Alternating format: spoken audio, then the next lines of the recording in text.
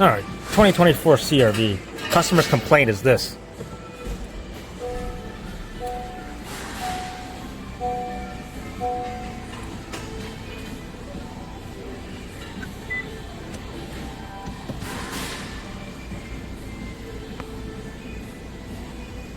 It's black and white. Oh, there, see? The colors kind of came back there. Yeah, that is the complaint. So what do you do when your shop manual doesn't even have the removal procedure in shop manual? I guess we got to figure out. But from the new audio unit, it looks like it clips downwards and there's 2 screws on top. So I'm assuming I just got to remove this, unscrew it, and kind of pick it up to get it out. So yeah, sometimes it's like that here with a shop manual. So technically we're not supposed to replace this, but when customers complain enough, right, and they don't want to wait for the I guess the fix for this, which is, I think they're still discussing that, they're still trying to figure out. Let me take a look. Heard it from my shop foreman. I don't know, some audio company.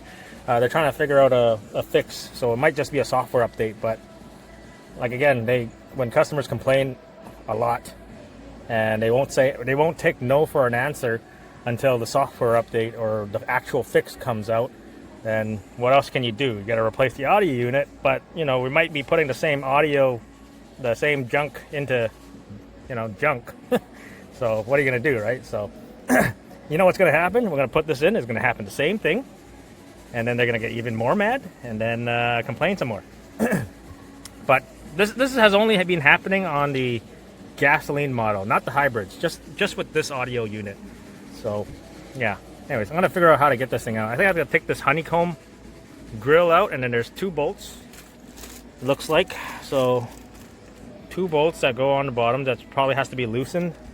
This screen clips down, and then 2 bolts on top, right? So no shop manual.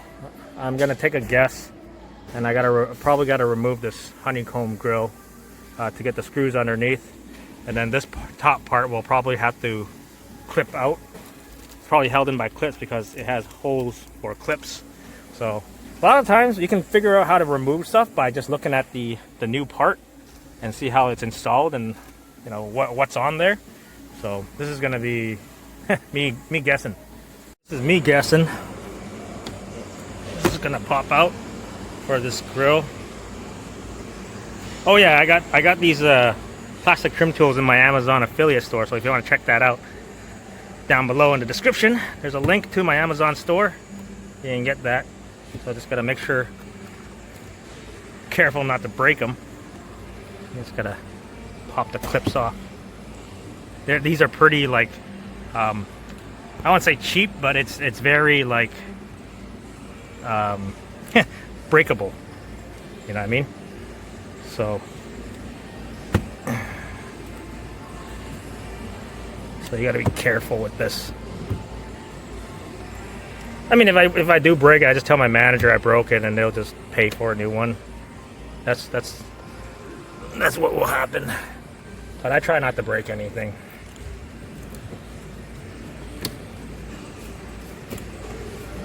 So as you can see, everything's pretty simply put together. Just got to be careful with stuff, you know.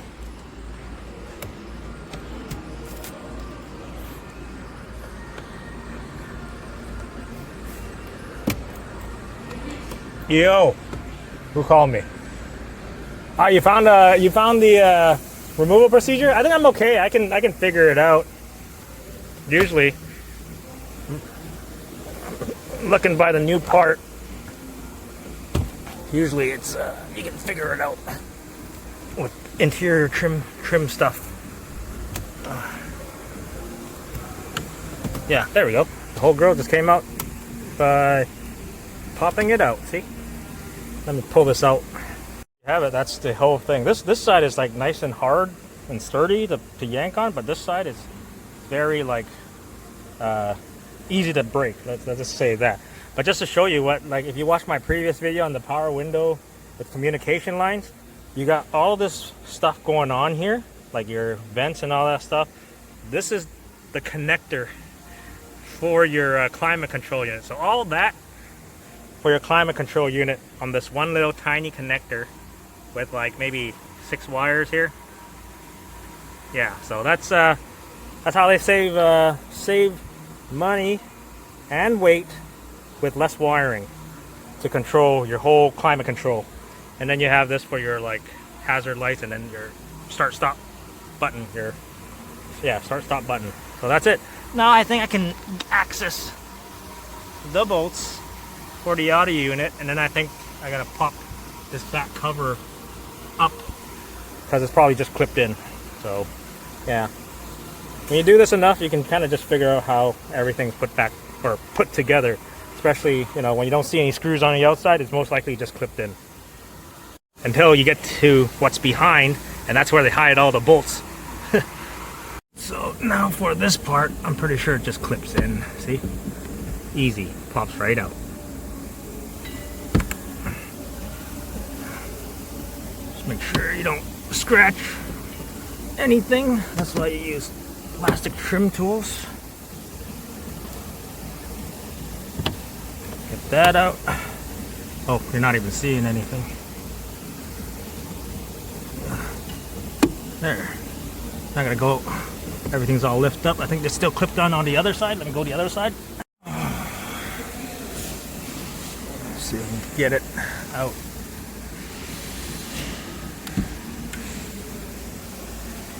And that's it. It's out. It's that simple. So now this thing, the light sensor is plugged in. So make sure you can remember to plug that back in, or I just leave it plugged in and then swing it to the side so I can access those 10 mil on top, and then I can just loosen the 2 10 mils on the bottom. Don't have to completely take it out because it's slotted, so it just slides back in. Once you take it out, you just got to disconnect all the connectors on the back side of it. So again, not that many connectors. Everything's all, you know, gone down to communication wires.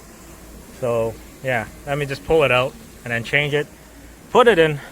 I gotta see if this thing has side, what do you call that thing? Side, the lane watch thing, and then we have to do a calibration on it. Just gotta loosen these guys. Oh wait, is it not a 10? Oh, it's an 8 at the top. Oh, it is an 8.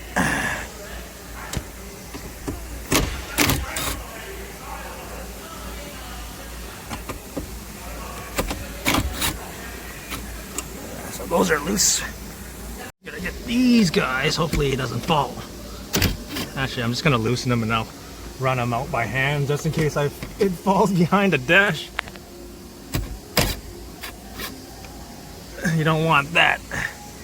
Then you got a rattle. So this thing that it clips in is pretty flimsy, right? This little piece of dash, so you don't want to put too much pressure on it. So you just grab the tabs and just push it up.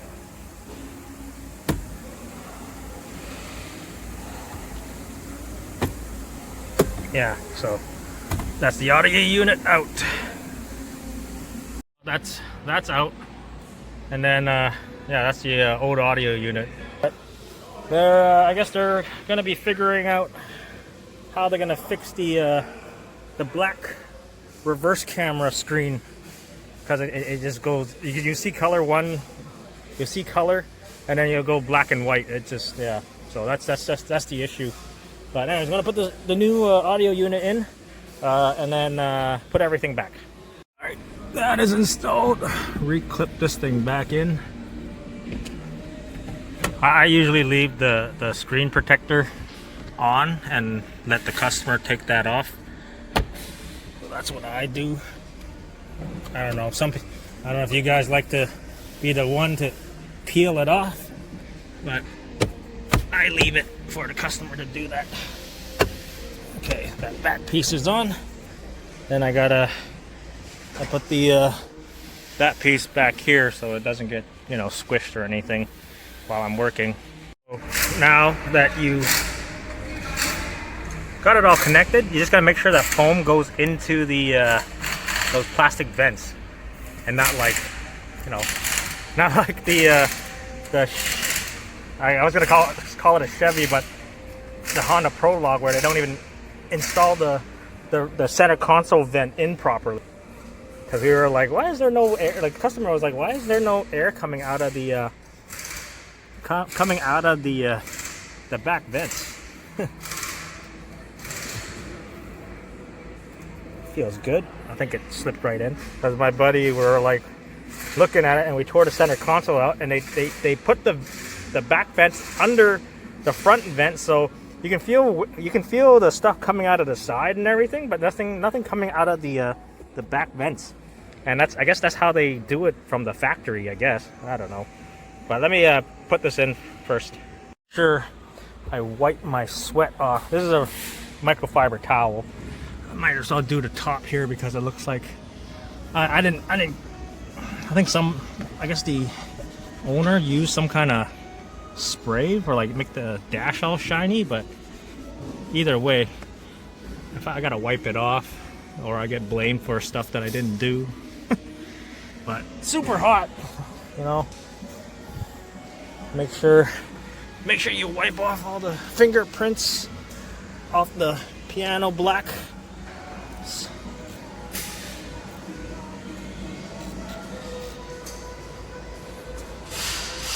You'd be surprised how much stuff we get blamed for stuff we didn't even do. It's good to have a camera sometimes. But yeah, anyways. Oh, by the way, this thing doesn't have lane watch, so I don't have to. So, what is this? Inline diag. Okay, let me figure this out. I haven't seen this before.